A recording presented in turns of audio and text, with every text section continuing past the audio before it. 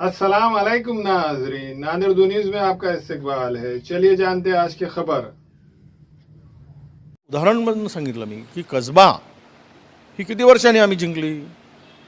आता काँग्रेसची ताकद वाढली मी असं म्हणत नाही, पण महाविकास आघाडी म्हणून लढायचं असेल तर आघाडीचा धर्म म्हणून आहे त्या जागेवर वाद घालण्यापेक्षा पुण्याची जागा काँग्रेसकडे होती, ती काँग्रेसकडे राहावी आणि काँग्रेसने लढावी असं मोठं मन सगळ्यांनी करून सहकार्य करण्याची अपेक्षा आहे.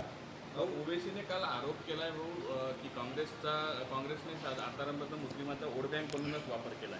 नाही, ओवेसी हा भारतीय जनता पक्षाच्या मांडीवर बसलेला छोटा बालक आहे. हा तो भारतीय जनता पक्ष चमच्याने दूध पाजलं की चमच्याने घेतो, त्याला ग्लासनी पाजलं की ग्लासनी पितो. हा त्यांच्या इशाऱ्यावर चालणारा आणि या देशामध्ये मनुवाद्यांना मजबूत करणारा विचार जर पेरत कोण असेल तर तो खऱ्या अर्थानं ओवेसी पेरतायत. त्यामुळे त्यांचा बोलवता धनी आहे तो भारतीय जनता पक्षाचा आहे. हे भारतातील लहान मुलाला, शेंबड्या मुलाला सुद्धा माहीत आहे. त्यामुळे त्या ओवेसीच्या बोलण्याकडे आम्ही फार लक्ष देत नाही. भाजप त्यामुळे जिंकत आहे असंही त्यांनी.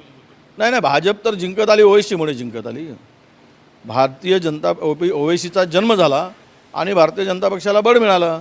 ज्या राज्यात कर्नाटकामध्ये कर्नाटक सरकार निवडणुकामध्ये ओवेसीला लोकांनी झिटकारलं, हाकललं, 0.1% मतं मिळाली.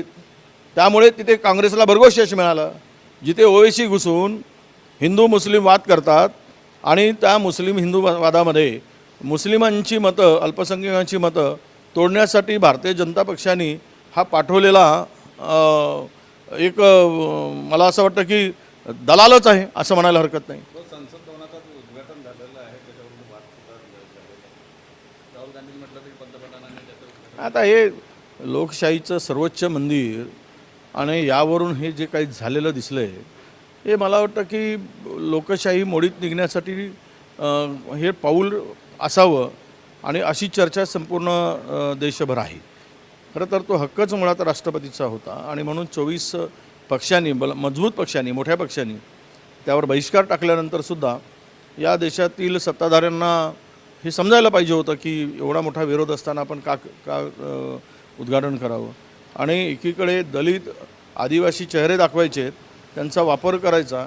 मागच्या वेळेस तर दलित राष्ट्रपती होते कोविंद साहेब, त्यांना तर मंदिरात प्रवेश दिला नाही, त्यांच्यावर गोमूत्र शिंपडलं.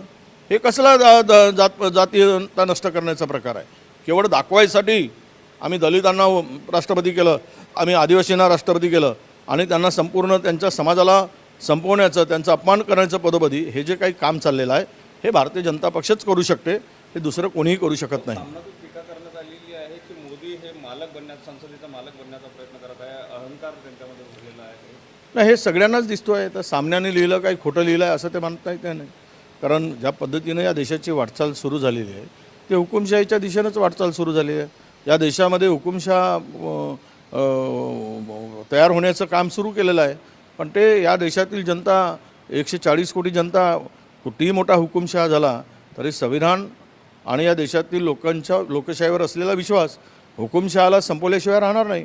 हुकुमशाह होण्याचा कोणी प्रयत्न करू नये.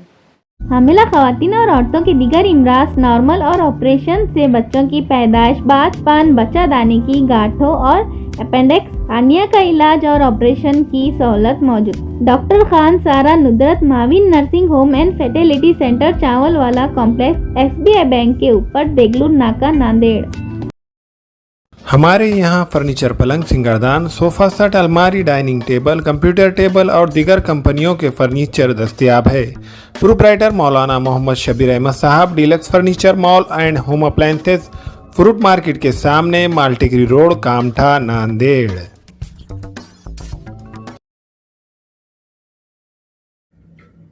अस्सलाम वालेकुम, मैं इमरान खान. हमें उम्मीद है कि आपको हमारा चैनल अच्छा लगता होगा. लेटेस्ट न्यूज़ के लिए देखते रहिए नांदेड़ उर्दू न्यूज़, और न्यूज़ के पसंद आने पर लाइक, शेयर और सब्सक्राइब करना ना भूलें.